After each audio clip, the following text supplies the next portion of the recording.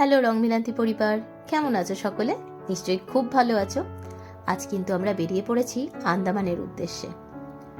6:45 flight, তাই বাড়ি থেকে বেরোতে হয়েছিল কিন্তু প্রায় 4:45। চারিদিকে ভীষণ অন্ধকার। টাইমিংটা এমন ছিল, ভেবেইছিলাম খুব সুন্দর একটা সানরাইজ দেখতে পাবো, কিন্তু উইন্ডো সিটটা দখল করেছে কিন্তু হিয়া। ছাড়তে নারাজ, অনেক বুঝিয়ে বাজিয়েও পারলাম না। অগত্যা আন্দামানে যাওয়ার জন্য অনেক দিন থেকে ইচ্ছে। আন্দামানের ছবি দেখে ভাবতাম পাশাপাশি কি করে জলের কালার হালকা নীল, ডিপ নীল, সবুজ এসব হয়। পরে গুগল বাবাজির কৃপায় জানতে পেরেছি জলের তলায় নাকি বিভিন্ন ধরনের কোরাল থাকার জন্য ওই কালার। এই দেখো, কথা বলতে বলতে সানরাইজ হয়ে গেল। বাইরের ভিউ মারাত্মক সুন্দর। এখানে একটু হালকা কুয়াশাও দেখতে পাবে। এখানে ডিসেম্বরে ঠান্ডা থাকলেও আমরা একটু খোঁজ খবর করে দেখেছিলাম, যেহেতু হিয়া যাচ্ছে একটু খোঁজ নিতেই হয় আর কি, ওখানে কোনো ঠান্ডার জিনিস নিয়ে যেতে হবে কিনা। কিন্তু ওখানে একজন চেনা থাকায় সে বলেছিল এখানে কিন্তু ফ্যান চালাতে হচ্ছে, তাই সোয়েটার আনার কথা ভুলেও ভাববেন না। আমরা পৌঁছে গেলাম 8:15 পোর্ট ব্লেয়ারে। এখানে নামার সাথে সাথে দেখতে পাচ্ছ সবার সোয়েটার কিন্তু খুলে কোমরে ঝুলে গেছে, কারোর গায়ে সোয়েটার নেই। এখানে বেশ গরম। দেখো, চারপাশ দেখলে বুঝতে পারবে এখানে টেম্পারেচার এখন বেশ খানিকটা উঁচুতে। এখানে রাস্তাঘাট কিন্তু ভীষণ পরিষ্কার পরিচ্ছন্ন, আর রাস্তায় বেরোলে দেখে মনে হয় দার্জিলিং এর রাস্তায় চলে এসেছি। কেন তা বলতে পারবো না। আমাদের ফ্লাইট থেকে নেমেই কোনো অসুবিধা হয়নি, কারণ বাইরে গাড়ি অপেক্ষা করছিল। আমরা পৌঁছে গেলাম আমাদের হোটেলে। স্নান করে খেয়ে ফ্রেশ হয়ে রেডি হয়ে গেলাম।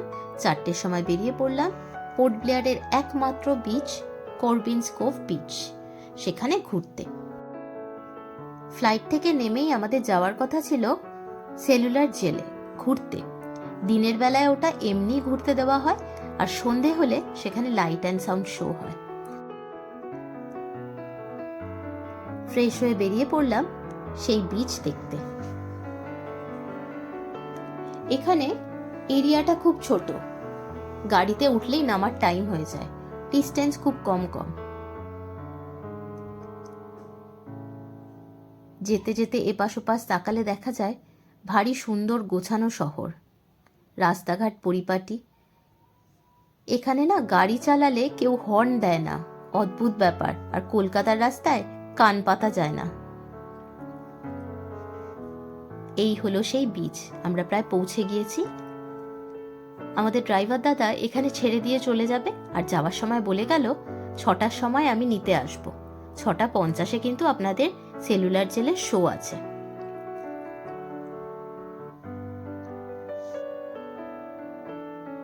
এই সেই বিচ। এখানে জেট স্কি, তারপর ছোটখাটো বোটের ব্যবস্থা আছে। তবে এখানে আমরা কিন্তু কোনো অ্যাক্টিভিটি করব না, কারণ আমাদের যে গাইড আছে, গাইড বলবো না, একজন চেনা দাদা আছেন এখানে, যে আমাদের পুরো ট্যুরটা প্ল্যান করে দিয়েছিলেন। লোকাল একজনের গাইড থাকলে আর কি সুবিধে হয় একটু। তো সেই বলে দিয়েছিলেন আপনারা কিন্তু যেখানে সেখানে এই ওয়াটার অ্যাক্টিভিটি করবেন না, বেকার।